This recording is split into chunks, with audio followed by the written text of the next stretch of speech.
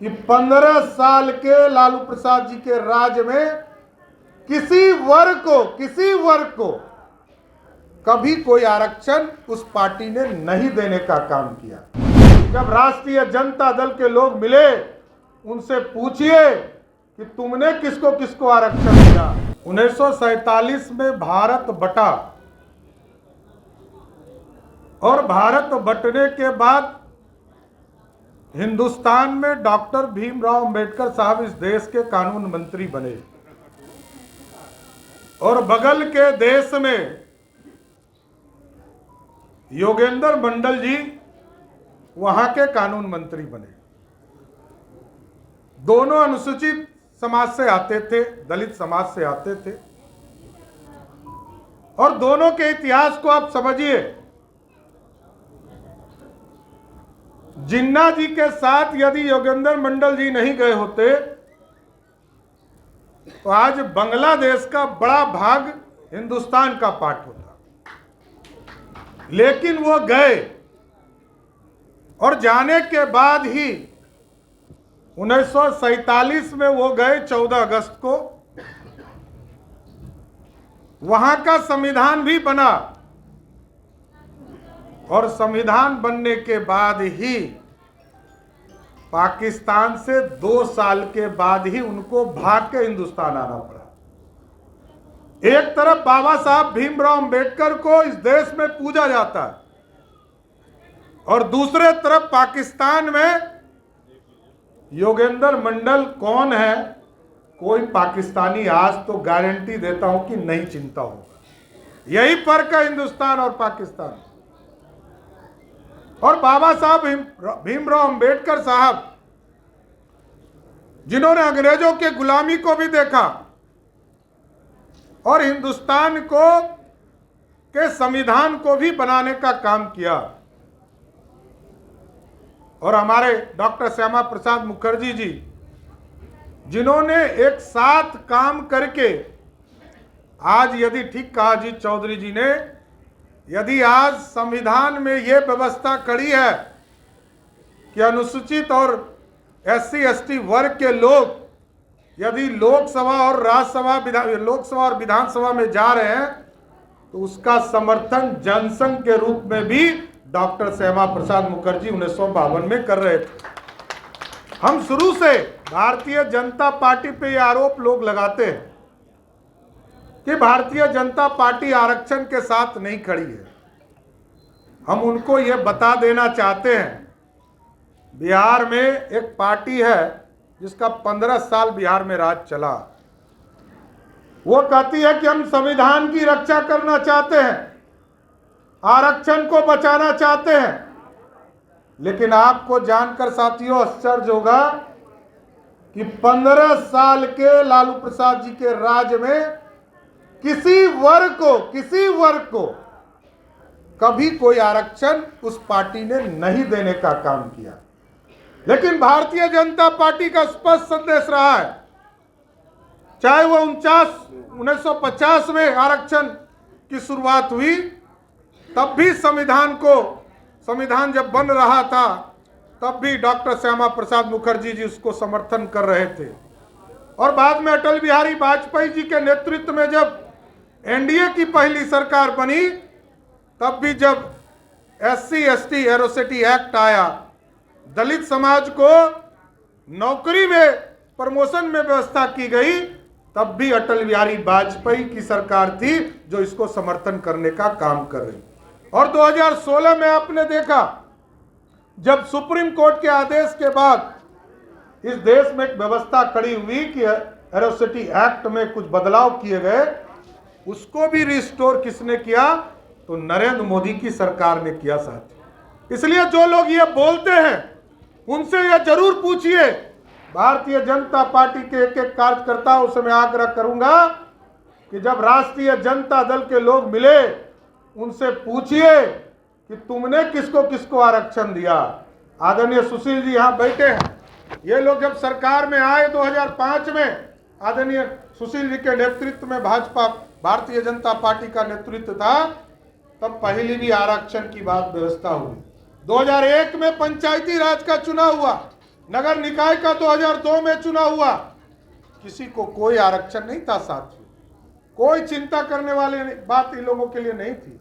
ये लोग सत्ता से जब बाहर जाते तब इन लोगों को चिंता हो जाती है कि हम जो है दलितों का सम्मान बढ़ाना चाहते हैं, अति पिछड़ों का सम्मान बढ़ाना चाहते हैं। अरे अब तो 9 बरस हो गए, सुशील जी ने तो कहा कि हम गारंटी देते कि कार्रवाई करने का काम किया है।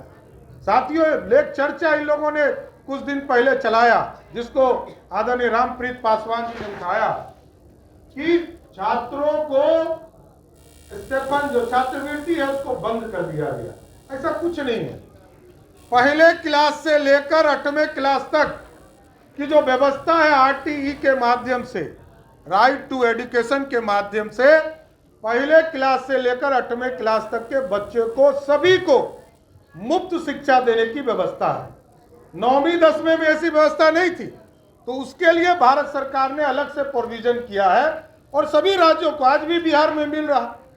इसलिए कोई इस तरह की गलतफहमी यदि पैदा करती है तो भारतीय जनता पार्टी के कार्यकर्ता, हमारे नेता इसको जरूर स्पष्ट तौर पर बताएं कि कोई ऐसी व्यवस्था नहीं है जिससे नरेंद्र मोदी जी दलित को अपने से अलग रख सकते। दलित समाज को जोड़ना चाहते हैं और डुप्लीकेसी नहीं हो, इसलिए एक व्यवस्था किया गया कि सबको, सभी बच्चों को पहले क्लास से लेकर 8वें क्लास तक सभी को मुफ्त शिक्षा मिलता रहेगा।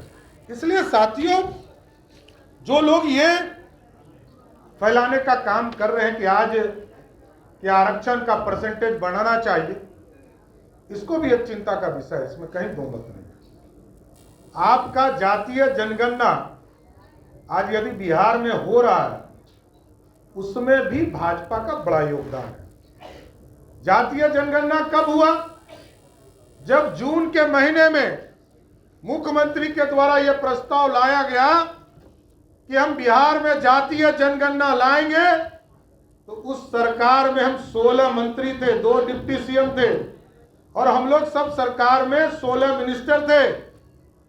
जनता दल यूनाइटेड के तो 12 ही मिनिस्टर थे और सहयोगी दल के 2-3 थे, और उसके बावजूद हम लोगों ने समर्थन देकर बिहार में जातीय जनगणना भी हो रही है।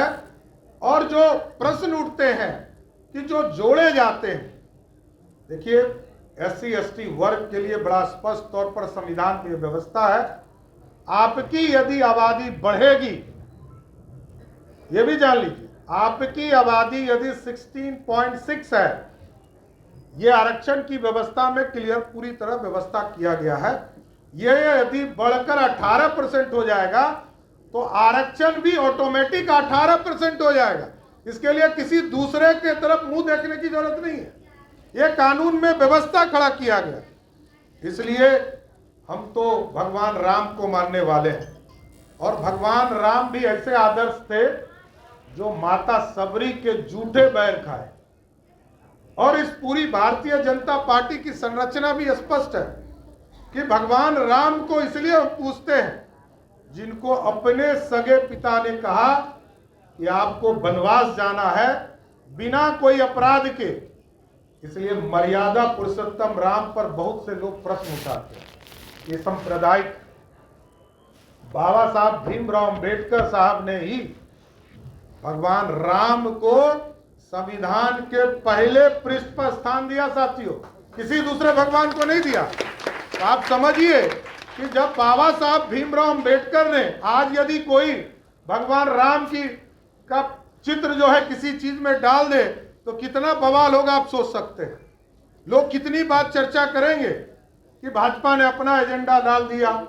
बाबा साहब भीमराव अंबेडकर ने 1950 में संविधान के किताब में पहले पृष्ठ पर भगवान राम की चित्र लगाई। उसका मूल कारण है कि हमारे देश के मर्यादा पुरुषोत्तम राम, उससे बड़ा मर्यादा इस देश में हुआ ही नहीं।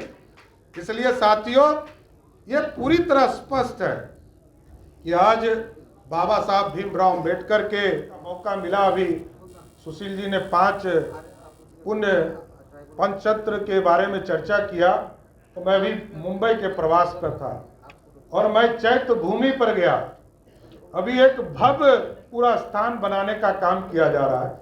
और आप सोचिए कि मुंबई जैसे शहर में एक निजी मिल को भी खरीदकर वहां की सरकार ने देवेंद्र फडणवीस जी और एकनाथ शिंदे के नेतृत्व में और आदरणीय नरेंद्र मोदी जी के मार्गदर्शन में उन लोगों ने तय किया है 5 एकड़ जो अभी बॉम्बे का कितना भी कीमती जमीन होगा उस पूरे जमीन को खरीदकर वहां पर भव्य अंबेडकर जी की मूर्ति लगाने का काम की शुरुआत किया जा रहा है। उनको जाकर वहां अंबेडकर साहब के मूर्ति के सामने आशीर्वाद लेने का मौका मिला। इसलिए हम अजीत चौधरी जी को विशेष तौर पर धन्यवाद देते हैं।